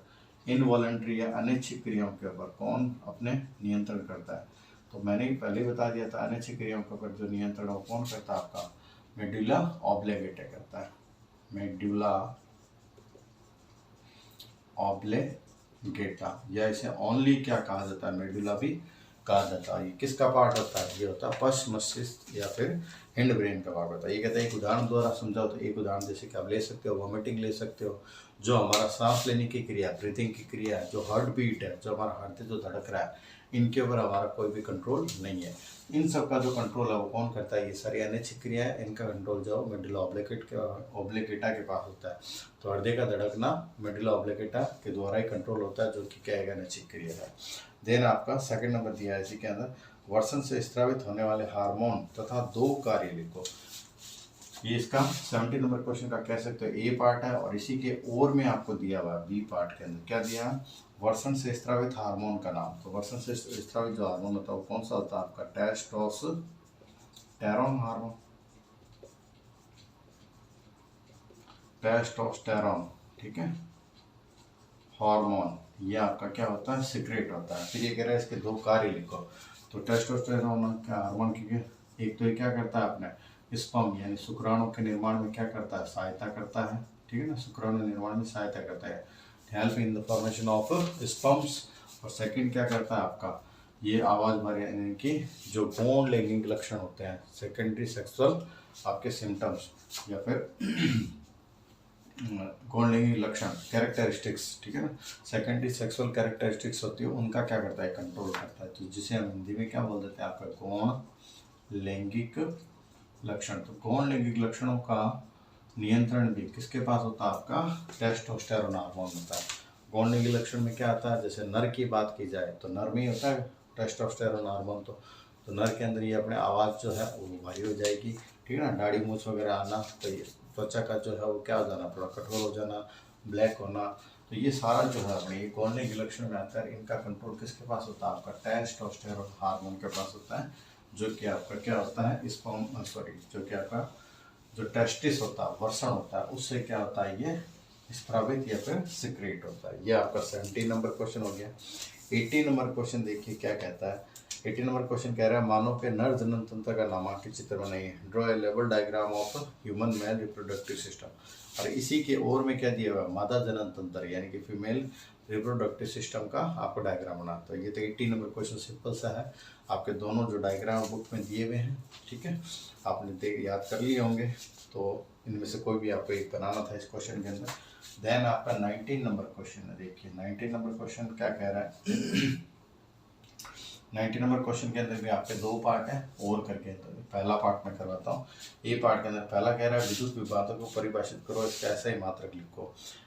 डिफाइन इलेक्ट्रिक पोटेंशियल डिफरेंस, ठीक है, and right it's SI units. तो देखिए आपका विभवांतर होता क्या है, कोई भी इलेक्ट्रिक फील्ड होता है। मान लेते हैं ये कोई करंट, कोई वायर है जिसके अंदर अपना करंट फ्लो हो रही है, तो ये इलेक्ट्रिक फील्ड हो गया अपने आप के अंदर। इसके अंदर ये ए पॉइंट है, ये बी पॉइंट है। तो हम यहाँ क्या करते हैं, एक एकांक धनावेश, ठीक है ना, को एक बिंदु से विद्युत क्षेत्र में एकांक धनावेश को एक बिंदु से दूसरे बिंदु तक ले जाने में जो किया गया कार्य होता है, इसी हम क्या कहते हैं, अपने विद्युत विभवांतर कहते हैं। और इसका जो ऐसा यूनिट होता है वो आपका क्या होता है, वोल्ट होता है, ठीक है। तो the work done when a unit positive charge is moved from one point to another point in an electric field, then work done is called electric potential difference, ठीक है। and the unit of electric potential difference is volt,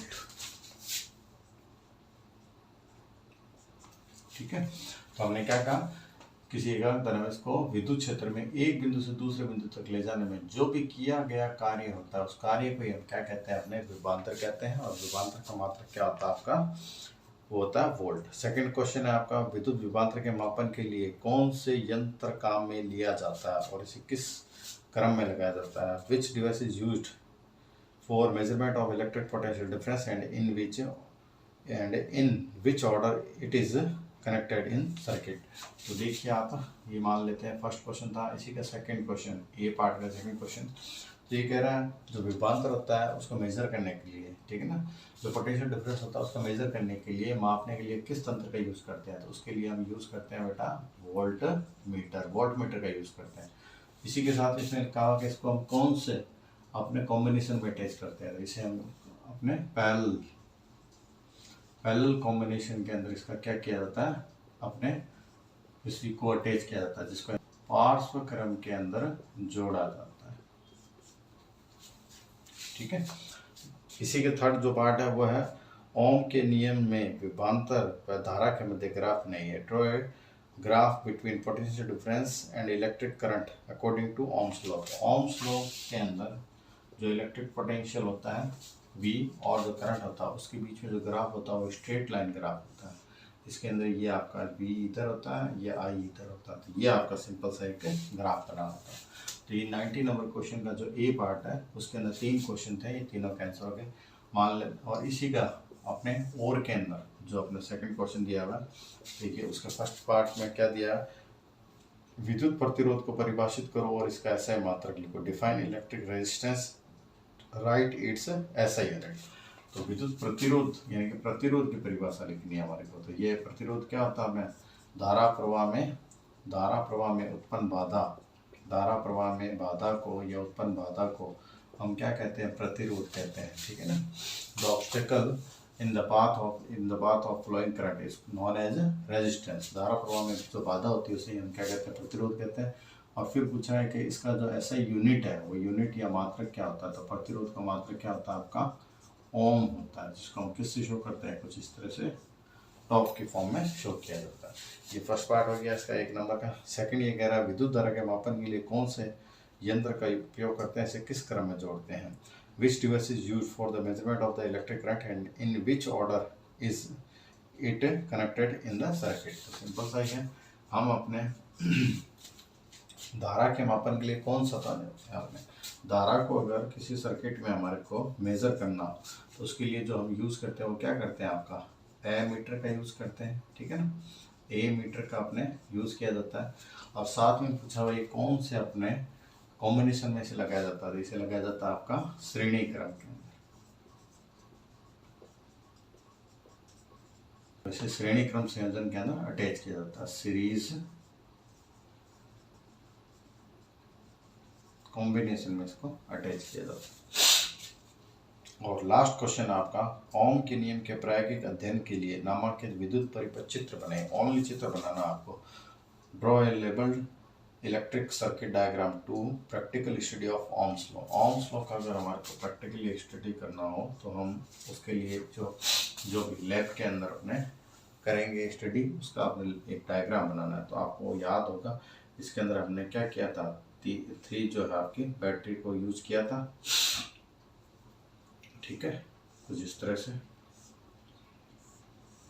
यहाँ एक resistance को attach कर दिया था। यहाँ हम क्या करते हैं, अपने एक धारा नियंत्रक, ठीक है ना, रियोस्टेट को ले लेते हैं। इसके साथ ही मैं यहाँ पर क्या करता हूँ, एक अपने स्विच को ले लेता हूँ, उसको अटैच कर देता हूँ। ये आपका रेजिस्टेंस है, ए और बी पॉइंट है, मान लेते हैं ए बी या फिर पी क्यू, जो आपको मानना हो। यहाँ पर हम क्या कर देते हैं, एक वोल्ट मीटर को अटैच कर देते हैं। साथ में यहाँ करंट को अपने मेज़र करने के लिए यहाँ पे हम क्या अटैच कर देते हैं, एक ए मीटर का यूज़ कर लेते हैं। और ये आपके 3 सेल को हमने अटैच कर दिया। फर्स्ट टाइम तो हम क्या करते हैं, एक सेल को अपने इसके साथ अटैच करते हैं, ठीक है। ये फर्स्ट टाइम जब हम इसके अंदर अपना एक्सपेरिमेंट करेंगे तो एक ही सेल को यूज़ करेंगे। सेकेंड टाइम हम क्या करते हैं, 2 सेल को यूज़ करते हैं। थर्ड टाइम हम क्या करते हैं, तीनों सेल को यूज़ कर लेते हैं। फर्स्ट टाइम जब हम सेल को यूज़ करेंगे, ठीक है ना, तो इससे अपने कुछ अपने स्पेसिफिक वैल्यू की आई जो है करंट है वो फ्लो होगी। जब 2 सेल अटैच करेंगे तो वैल्यू इंक्रीज हो जाएगी, 3 को अटैच करेंगे और ज़्यादा इंक्रीज हो जाएगी। तो हम क्या देखेंगे, यहाँ पर जब अपने आई जब इंक्रीज होगी तो इस जो प्रतिरोध तार है ए बी, इसके सिरों पर, ठीक है ना, इसके एंड्स पर जो यहाँ पर विभवांतर उत्पन्न होगा उसकी वैल्यू भी क्या हो जाएगी, आपकी इंक्रीज हो जाएगी। तो हम क्या देखेंगे, यहाँ जो विभवांतर है वो अपने प्रवाही धारा के क्या होगा, समानुपाती होगा। यही ओम्स का क्या है, लॉ है। तो हमारे को तो फिलहाल ये डायग्राम बनाना था, हमें इसके अंदर बताना पड़ेगा ये आपका क्या होता है, रियोस्टेट धारा नियंत्रक होता है। ये आपकी क्या है, बैटरी है, ठीक है ना। ये आपका प्रतिरोध तार है भी, ये वोल्ट मीटर है, ये एमीटर है, ये स्विच है। और इसके अंदर जो करंट है, ये माइनस नेगेटिव टर्मिनल है, ये पॉजिटिव टर्मिनल। तो इलेक्ट्रॉन चलेंगे माइनस से प्लस की ओर, तो जो करंट है वो कहाँ से चलेगी, प्लस से माइनस की ओर चलेगी। तो ये हमारे को इस तरह के डायग्राम बनाना था। और जो है डायग्राम बनाने के साथ जैसे आर एच तो यहाँ लिख देंगे हम, आर एच इक्वल टू क्या, धारा नियंत्रक, ए इक्वल टू क्या लिख देंगे, ए मीटर। इस तरह से अपने ये जो डायग्राम वो कंप्लीट हो जाएगा।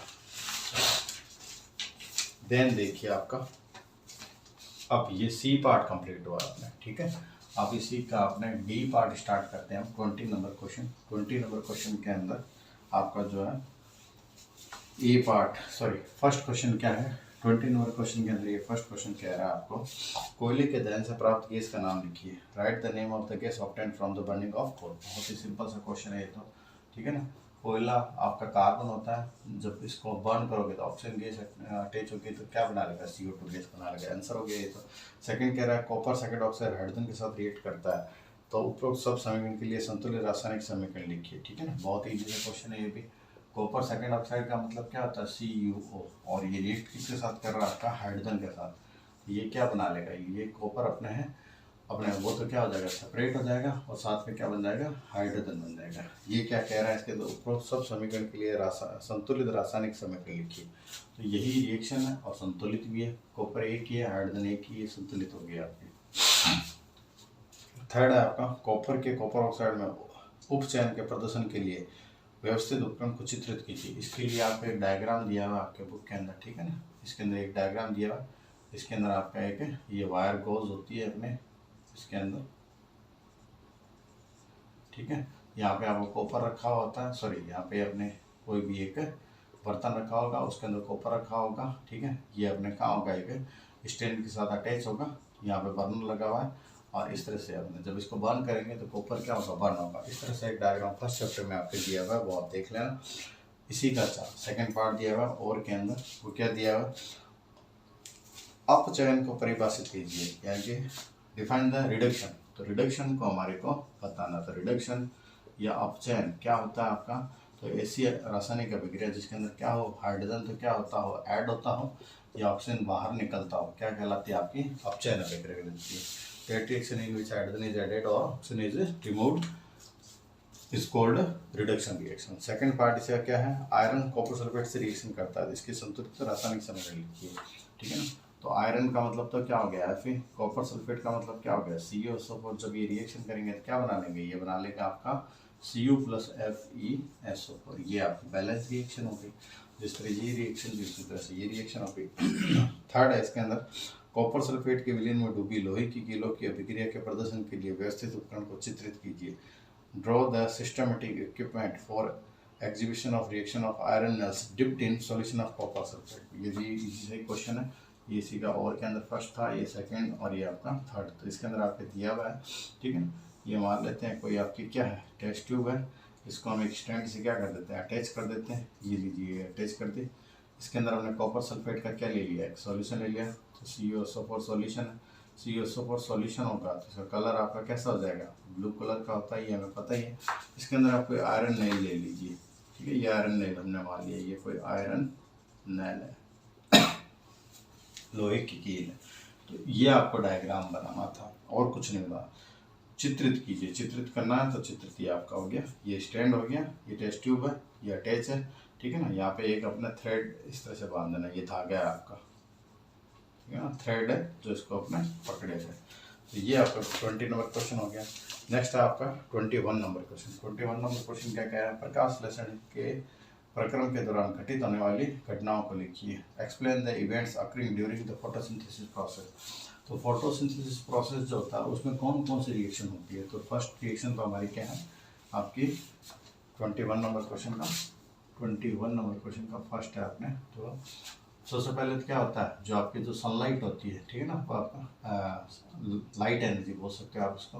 तो सबसे पहले तो लाइट एनर्जी जो होती है उसको कौन एब्जॉर्ब कर लेता है, आपका लाइट एनर्जी को क्या किया जाता है, क्लोरोफिल या फिर लीक के थ्रू, क्लोरोफिल मान लीजिए पर्णहट जिसको हम बोलते हैं, क्लोरोफिल के थ्रू क्या किया जाता है, आपका एब्जॉर्ब किया जाता है। ये तो फर्स्ट प्रोसेस है, ठीक है ना। ए पार्ट। बी पार्ट में क्या होता है, जो आपकी लाइट एनर्जी होती है उसको किस में बदला जाता है, केमिकल एनर्जी, ठीक है ना, प्रकाशीय ऊर्जा को रासायनिक ऊर्जा में बदला जाता है।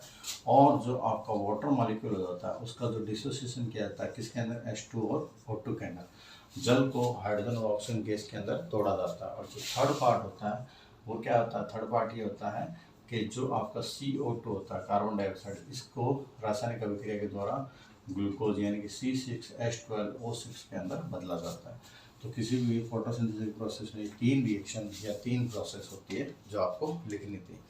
देन आपका एक पत्ती के अनुप्रस्थ काट का नामांकित चित्र बनाइए। ये इसी का बी पार्ट है जो आपका, ठीक है, अगर आप देखा हो तो 6 जो लाइफ प्रोसेस वाला है उसके अंदर आपका एक जो है ये इस तरह से आपको क्रॉस सेक्शन ऑफ लीफ जो दिया है उसका डायग्राम बना था। इसी के और के अंदर सेकंड क्वेश्चन दिया हुआ है, क्या पत्तियों के रंध्रों के खुलने व बंद होने की क्रिया को समझाइए। तो आपको पता ही है, मैंने अभी बताया था पीछे, यहाँ पर क्या होता है, पोर होता है, और ये इसके चारों ओर क्या होती है, आपकी गार्ड सेल होती है। तो ये तो आपका क्या है, देखा जाए तो ओपन है। अगर क्लोज दिखाना होती है बिल्कुल ही क्या दिखा दीजिए, आप बिल्कुल पास दिखा दीजिए इस तरह से, ये आपकी एक तरह से क्या हो गई है, क्लोज हो गई। तो इसके अंदर जब वाटर खूब सारा आ जाता है गार्ड सेल के अंदर, ये कौन सी सेल है, गार्ड सेल है, ठीक है ना, गार्ड सेल, जैसे वो क्या कहा जाता है, द्वार कोशिका भी कहा जाता है। तो जब गार्ड सेल या द्वार कोशिका के अंदर जब वाटर अपने फिल होता है तो ये फूल जाती है, फूलने से ये क्या हो जाता है, ओपन हो जाता है। जब यहाँ से वाटर अपने वेपोराइज हो जाएगा तो ये क्या हो जाएगी, अपने गार्ड सेल से कुड़ जाएगी, तो यही अपने क्या हो जाएगा, क्लोज हो जाएगा। इस तरह से आपको स्टोमेटा का, और ये जो मिड वाला है इसे हम क्या कहते हैं, स्टोमेटा, या फिर इसे क्या कहा जाता है, रंध्र कहा जाता है। तो ये जो है रंध्र, इसके अंदर तो बंद है और इसके अंदर रंध्र क्या आपका खुला है। ये आपको सिंपल सा डायग्राम बनाना है।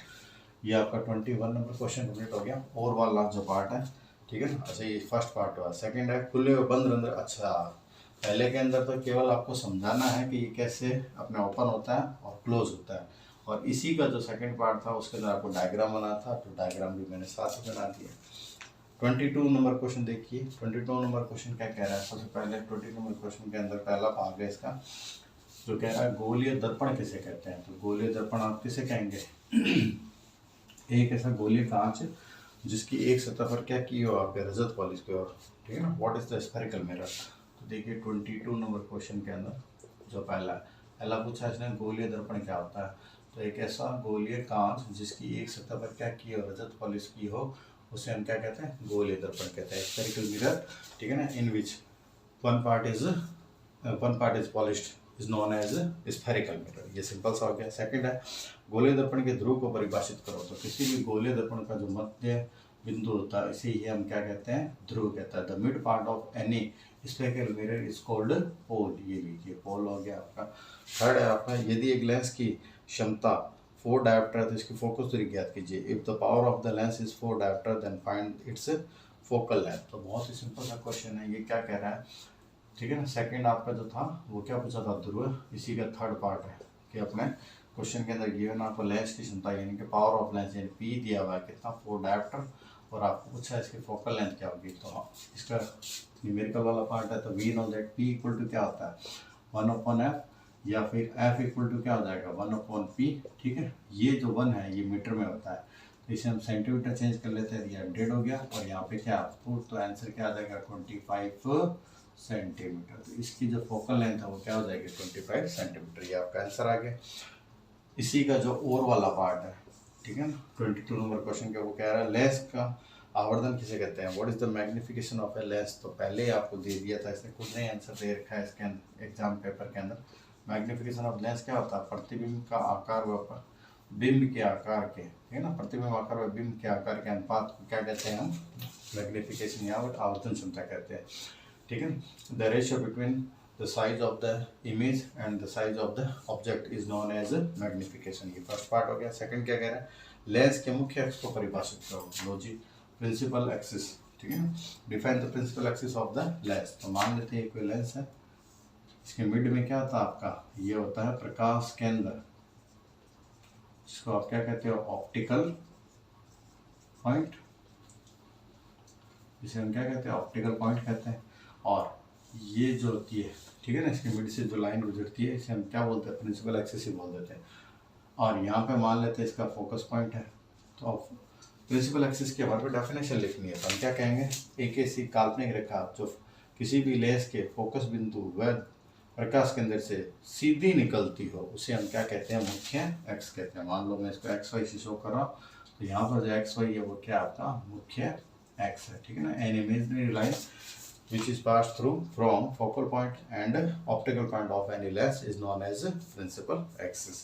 लास्ट आपका यदि कोई गोलीय दर्पण के वक्रता त्रिज्या 14 सेंटीमीटर है तो उसकी फोकस दूरी क्या होगी। ये तो बहुत ही इजी सा क्वेश्चन है। सेकंड पार्ट हो गया और के अंदर ये थर्ड पार्ट। ये क्या कह रहा है, गोलीय दर्पण के वक्रता त्रिज्या यानी कि आर दिया हुआ आपको 14 सेंटीमीटर, ठीक है, और फोकस दूरी पूछी यानी एफ आपको पूछ लिया। तो वी नो दैट, हम जानते हैं, हम क्या जानते हैं, आर इक्वल टू क्या होता है 2f होता है, या एफ इक्वल टू क्या हो जाएगा r/2 हो जाएगा। आर की जगह 14 2 और आंसर क्या आ जाएगा आपका 7 सेंटीमीटर। इस तरह से अपने हम ये पेपर को क्या कर देंगे, कंप्लीट कर देंगे। ये आपका सारा एग्जाम पेपर हमने कंप्लीट कर लिया। बहुत ईजी सा एग्जाम पेपर है। उम्मीद करता हूँ आपका ये पेपर अच्छा हुआ होगा, ठीक है ना। इसके मैं फ़ोटो है वो इस वीडियो के साथ ही आपको शेयर कर दूंगा अपने। तो मिलते हैं नेक्स्ट वीडियो में। Thank you.